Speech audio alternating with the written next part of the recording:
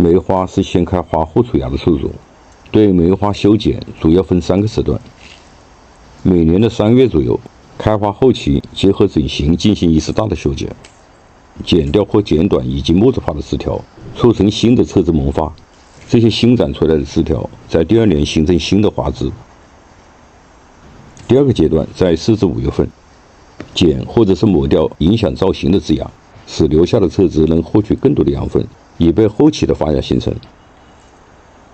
第3个修剪阶段，在立秋后或者是开花前1个月左右，剪掉枯枝，按造型适当剪短花枝。在这个阶段主要是保形。梅花盆景造型总体上都基本以梅花装材自然形态为主，因此在选择素材时，一般以主干苍劲透骨的枯面为上乘，以求达到一种枯木逢春的意境。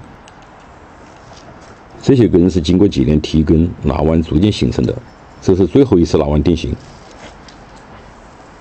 对提根的操作是每提根一次高位一次，让阴根转为阳根，最后完全木质化。这是一棵原粒绿化的枝干梅花，把主干截掉了，留下的这个枝条重新驯养成悬崖，主干的这个部分进行了劈干纳弯。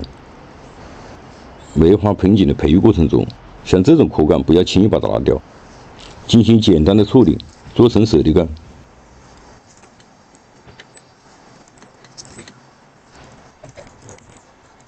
在盆景的造型中，枯枝枯干同样是处置方式，能充实造型的空间，与生长枝只是枯荣效果与表达意识上的差别。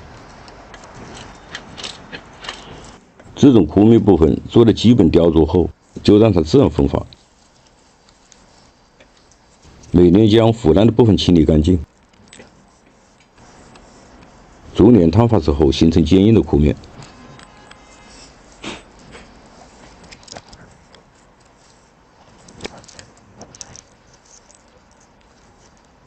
梅花的树皮黢黑粗糙，时间越长，这种饱经沧桑的阳刚之美越发明显，也难怪它能成为岁寒上游之首。梅花枝条在整形过程中要形成花枝，每年都要修剪更新，剪和掉渣是最好的办法。掉渣可在3至4月份，枝条刚生长出来，按所需生长方向进行基本定位。也可以在枝条半木质化后进行大幅度的掉渣。像这种完全木质化的枝条，可以开口纳弯。梅花的愈合能力还是比较强的，2个月左右基本愈合。在我发过的视频中，采用掉渣方式运用最多。掉渣实际上是最传统的造型方式之一，也比较实用，适合续剪过渡。最关键一点，基本不影响枝干的增粗。盘杂一般在枝干前结构都基本形成之后再进行，而且因树种而异。像梅花就不要进行盘杂，不仅少发芽，成型也慢。把枝条掉了下来，改变一个基本方向，顺其自然是梅花造型最适合的方式。现在修剪与春季不同，每一剪刀都要谨慎。花苞已经长成，剪掉了都是花。当然，剪与否还是依据个人对梅花盆景的审美要求，不修剪同样有观赏效果。这一盆是做悬崖造型，枝条留长，影响整体效果，要求不高，花开2朵，有形应该更有梅花的韵味。除了修剪，对梅花成型可以采用控养的方式，在春季梅花刚出芽时掐掉芽头，或者是在枝条刚生长出来的时候进行控水。春季雨水多，枝条生长初期会形成疯长，可适当的避开雨水。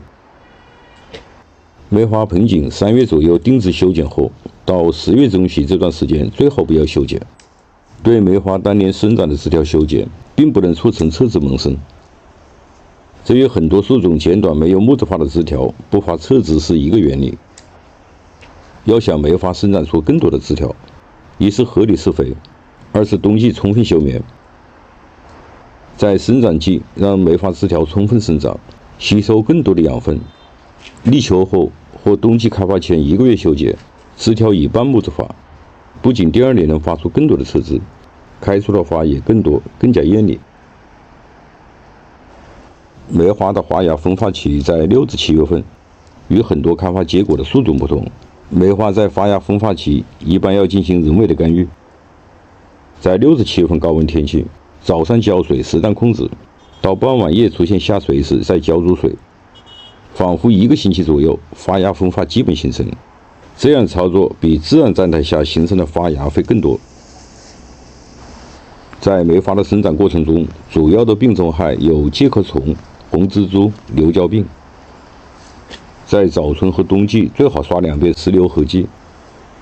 瘤胶病对梅花盆景的危害最大，轻则失枝，重则整树枯萎。产生的主要原因是因枝干伤口感染而诱发病害。梅花修剪后，对剪口或其他创伤口刷上石榴合剂，可以达到比较理想的预防效果。造成梅花盆景失枝失干，除了病虫害的影响，很大程度上与日常管理浇水施肥有关。梅花期生肥或农肥，肥重会直接导致烂根，这样就会产生失枝失干。